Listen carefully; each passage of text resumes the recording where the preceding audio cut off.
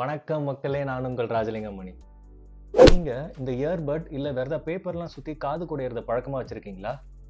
இந்த வீடியோ ஃபுல்லாக பாருங்கள். இதுக்கப்புறம் காது குடையிறதே விட்டுருவீங்க. நமக்கு சுகமாக இருக்குதுன்னு இப்படி காது குடையிறதே ஒரு பழக்கமாக வச்சுருப்போம். ஆனால் நம்ம காதுக்குள்ளே இந்த பட்ஸை கொண்டு போகும்போது அங்கே உள்ள அழுக்கை வெளியே எடுக்கிறதா நினச்சி இன்னமும் உள்ளே தான் தள்ளி விடுறோம். அப்படி உள்ளே தள்ளி விடுற அழுக்கால் நம்மளோட இயர்ட்ரம் வைப்ரேட் ஆகிறதுக்கு ரொம்ப கஷ்டப்படுது.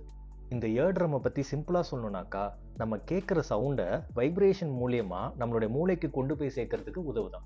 இந்த பாதிப்புனால நிறைய பின்விளைவுகள் ஏற்படுறது மட்டும் இல்லாமல் காது கூட கேட்காம போகலாம்னு டாக்டர்ஸ் சொல்கிறாங்க. இதை சரி பண்ணுறதுக்கு டாக்டர்ஸ் என்ன சொல்கிறாங்கன்னா, நம்ம குளிக்கும்போது சோப்பு தண்ணியை காதுக்குள்ளே விடுறதன் மூலியமாக கொஞ்ச நேரத்தில் அழுக்கெல்லாம் தன்னால் வெளியே வந்துடும். வேணும்னா முடிச்ச அப்புறம் டவலோடைய முனையை காதுக்குள்ளே விட்டு சுற்றி உள்ள எக்ஸ்ட்ரா தண்ணியை சுத்தம் பண்ணிக்கலாம்.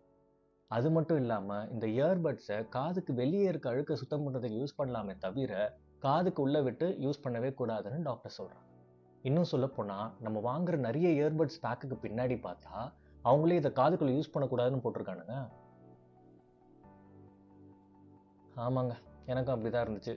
என்ன பண்ணுறது, இதுக்கப்புறமாவது கொஞ்சம் தெளிவாக இருந்துக்கலாம். நீங்களும் உங்கள் பட்ஸ் பேக்கை செக் பண்ணி பார்த்து கமெண்ட்டில் சொல்லுங்கள். நம்ம அழுக்குன்னு நினச்சி ரிமூவ் பண்ணுற இந்த இயர்பேக்ஸால் நிறைய நன்மைகள் இருக்குது. டஸ்ட், இன்ஃபெக்ஷன், பூச்சி போன்ற விஷயங்கள்ல இருந்து காப்பாற்றி காதுக்குள்ளே இருக்க அழுக்கை அதுவே க்ளீன் பண்ணி வெளியே தள்ளிடுமா. இதனால நம்ம பட்டு போன்ற விஷயங்கள்லாம் யூஸ் பண்ணி க்ளீன் பண்ண வேண்டிய அவசியம் இல்லைன்னு சொல்கிறாங்க. இந்த வீடியோவிலேருந்து புதுசாக ஏதாவது தெரிஞ்சுக்கிட்டீங்கன்னாக்கா ஒரு லைக் அண்ட் சப்ஸ்கிரைப் பண்ணி இந்த மாதிரி புது சேனலுக்கு மோட்டிவேட் பண்ணுங்கள்.